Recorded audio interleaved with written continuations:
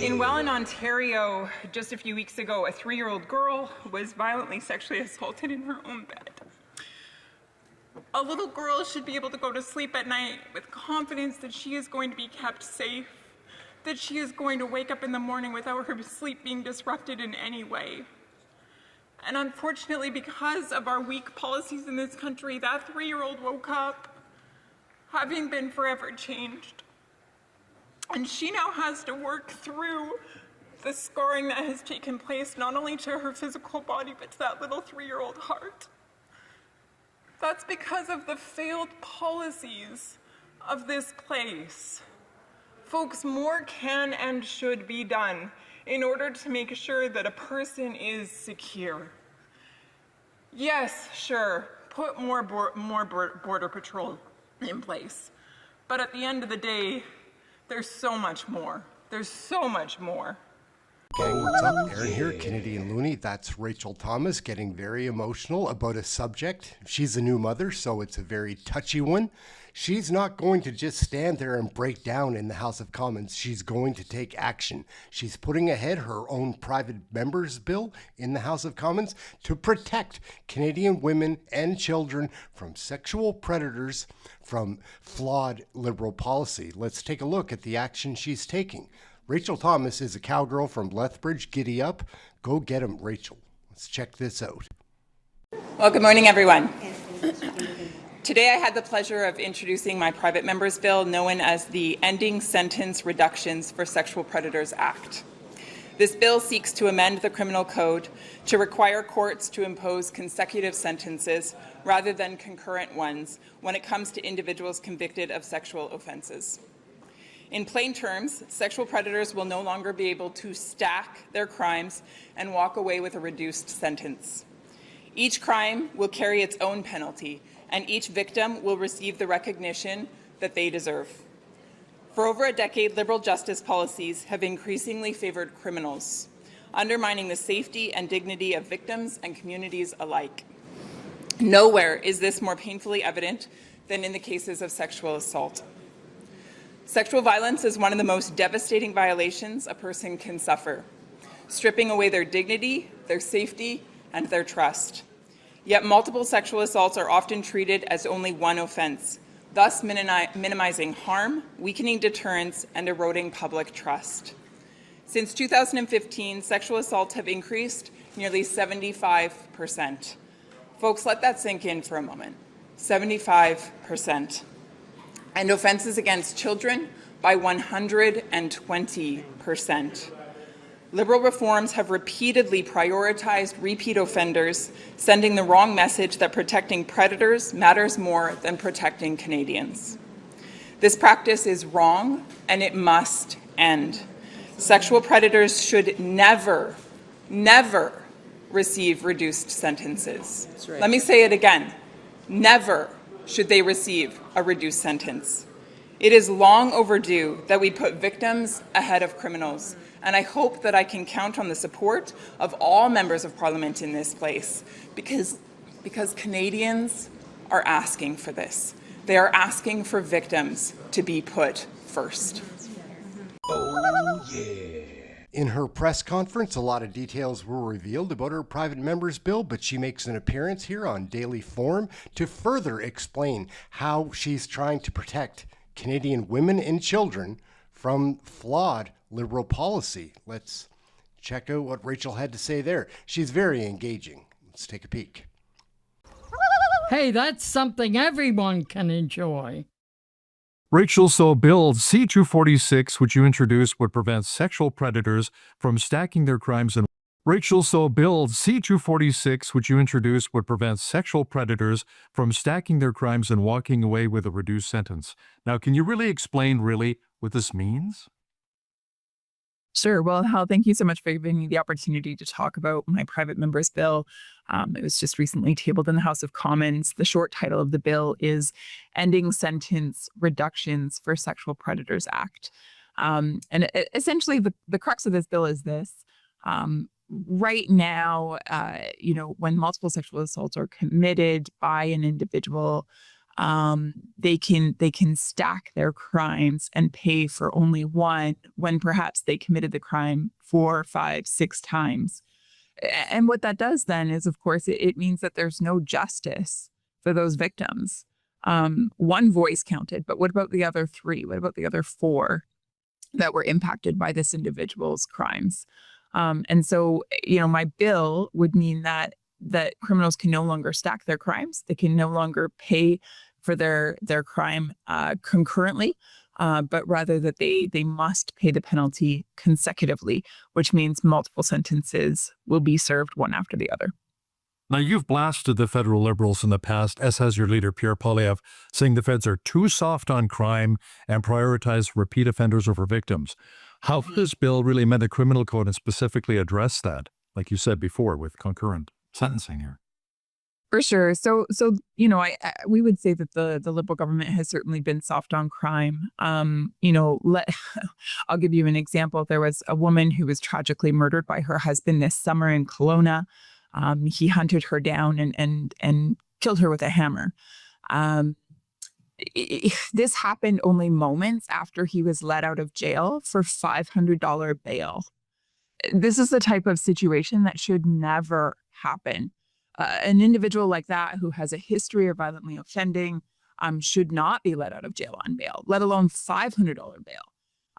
But it's these types of liberal policies that are resulting in crime skyrocketing across our country, and in particular, violent crime from repeat offenders. And so there's a lot that can be done with regards to sentence reform as well as bail reform that would help strengthen our system.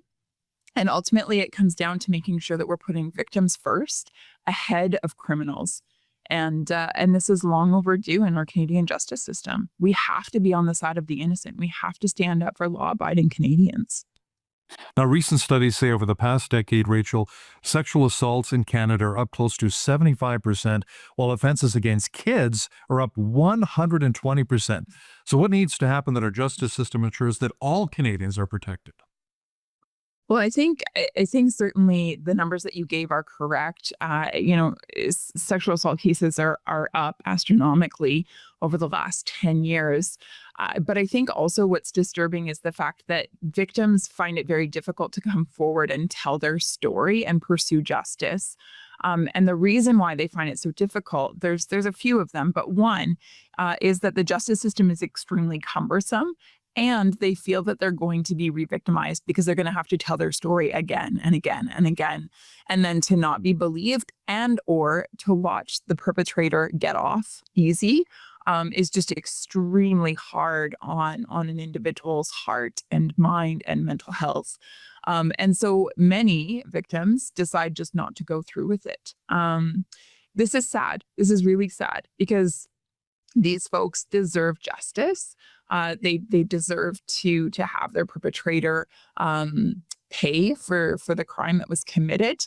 And so we have to make changes to the justice system that are going to give victims the confidence that they need in the system to come forward and to pursue justice. This is the type of system that Canadians expect to have. They're absolutely outraged right now by the stories that are taking place day in and day out. Stories that are people's lives impacted, lives taken because of the Liberals' lackadaisical policies with regard to crime. Now, as we all know, it's extremely tough getting a private member's bill passed in Parliament. What can you do on the Hill to ensure its safe passage?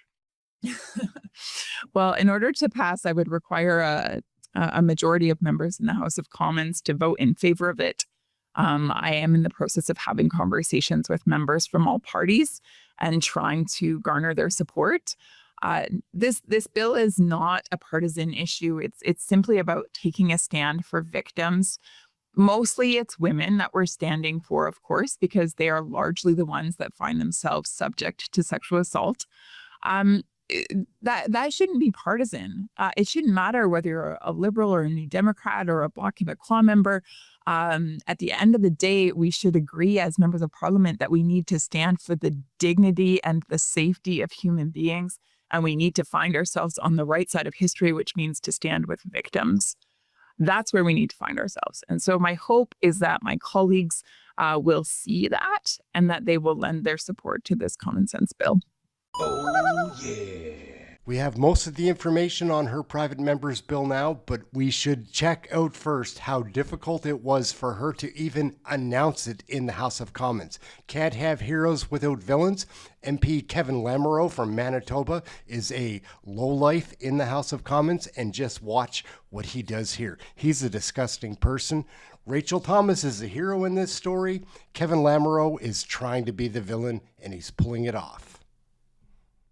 Mr. Speaker, for over a decade, Liberal justice policies have increasingly favored criminals, therefore undermining the safety and dignity of victims and communities alike. Nowhere is this more painfully evident than in the cases of sexual assault. Sexual violence is one of the most devastating violations a person can suffer. It strips away their dignity, their safety, and their trust. Yet multiple sexual assaults are often treated as if they are one offense, therefore minimizing harm, weakening deterrence, and eroding public trust. Since 2015, sexual assaults have increased nearly 75%, and offenses against children by 120%. Liberal reforms have repeatedly prioritized repeat offenders, sending the wrong message that protecting predators matters more than protecting Canadians. Come on. From the Parliamentary Secretary to the Government House Leader. Yes, Mr. Speaker, you have commented in terms of brevity and introduction of private members' bills. We're finding that they're becoming more and more political. The statement that was just made is an excellent demonstration of that. I think we need to go back to the standing orders in providing comment on private members' bills and how they're supposed to be introduced. Yes. Typically, I think we're aiming for interventions of about 60 seconds when introducing a private member's bill. And the honourable member hadn't reached the 60-second mark, so she has a little bit of time, not much more.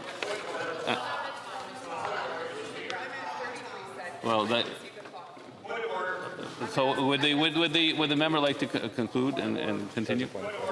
Yes, yes, the honourable member for Kamloops, Thompson, Nicola. Mr. Speaker, that member politicizes just about everything. So this member should be able to start from the top. That was a deliberate attempt, in my view. She was not able to say what she needed to say to the Canadian public in one stream of thought. She should be entitled to start again. Thank you. I'll give her a little more time, but not from the top. Please go ahead. Mr. Speaker, my point is clear that for over a decade, Liberal justice policies have increasingly favored criminals and undermined the safety and dignity of victims and communities alike. The bill that I'm bringing forward today seeks to put victims ahead of criminals, which is where we need to land as a country. Liberal reforms have repeatedly prioritized repeat offenders, sending the wrong message that protecting predators matters more than protecting Canadians. And this practice is wrong, and it must end. My bill amends the criminal code to require courts to impose consecutive sentences rather than concurrent ones for sentences for sexual offenses. With my bill, each crime will carry its own penalty, and each victim will receive the recognition they deserve. It's long overdue that we put victims ahead of criminals, and I hope I can count on all members of this place to agree with that. Yeah. Oh, yeah. All right, folks, can't have heroes without villains. Kevin Lamoureux is there filling the role of villain. Rachael Thomas, will her private member's bill trying to protect women and children from flawed Liberal policy go through? We'll wait and see. These Liberals seem to be on a collision course with destroying Canadian culture. Aaron, Canadian Looney, like, share, subscribe. Get your Canadian federal politics right here. Thank you for watching this video. We'll catch you in the next one. Like, share, and subscribe. Come and join us for one of our live shows. We cover all the question periods live. It's a really enjoyable hour where we take in all the terrible things these Liberals are trying to do to our country. That's it. Catch you in the next one. Thanks for watching. Aaron, Canadian Looney, we're out.